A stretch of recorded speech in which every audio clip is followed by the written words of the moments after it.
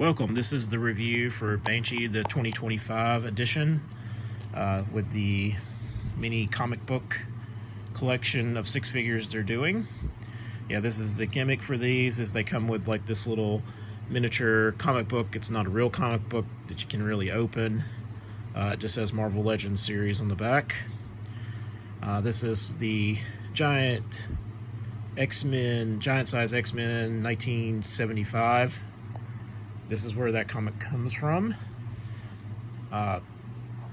Banshee actually came to the X-Men in 1969.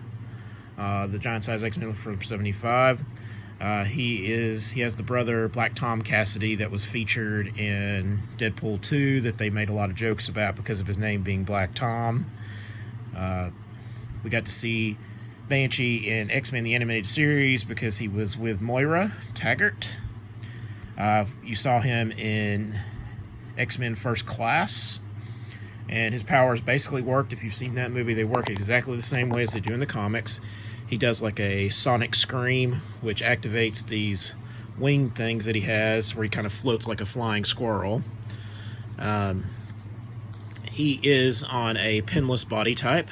So if you did not get the original Banshee from the original first wave, like right after Hasbro got the license, after Toy Biz dissolved, which aggravated me to no end because I was a huge Toy Biz fan, and I did not buy the original Banshee because I thought it looked cheap. It didn't come with a comic book like how the Marvel Legends from Toy Biz did, and you were getting less, and they were charging the exact same amount of money and you got less stuff with it, which seems has become the motto of Hasbro: less for more.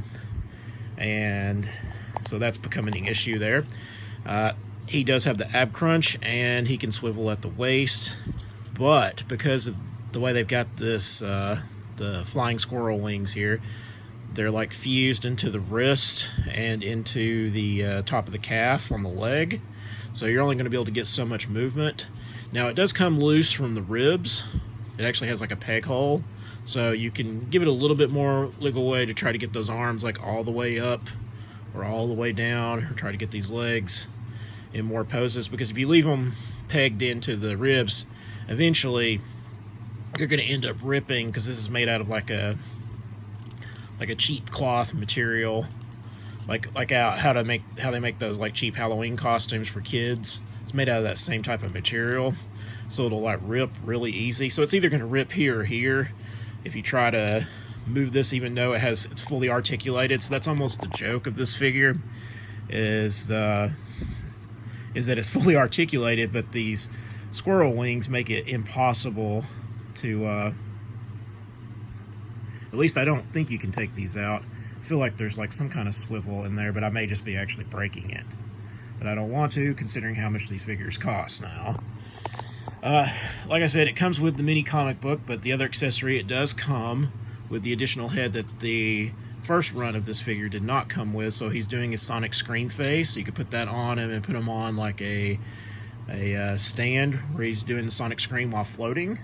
That'd be pretty cool. His other accessories, he includes 3 other types of hands. He's got like this Opie claw hand, and he's got weirdly 2 of these like holding hands, which it's like meant to like hold, especially this one is like meant to, it's like holding a gun, but he didn't come with any gun accessories. And it's just kind of odd that they would include those hands and those poses for a kind of flying, floating character. I'm not sure what why they would include especially this one. So that was an odd choice on their part. So with all the defects that I've mentioned, even though it is pinless and it is better than the original one they put out, it doesn't look as cheap. And like I said, they did some really good detailing on the face. Like you can see the lines in his face, because he's an older figure, because he's supposed to be like Professor X's age. So he's got those mutton chops and everything. So he's always like, he was never going to be like a full team member for the X-Men, because he is older than the rest of them. So they did do that accurately with the face. You can see it. So let me know, are you going to pick up this guy if you didn't get him from the first round like me? If you're an X-Men completionist, you probably want him even with these defects, but is this going to hinder you from wanting to buy him? Let me know in the comments. Remember to like, share, subscribe if you haven't already. Hit that bell notification for when the next video drops.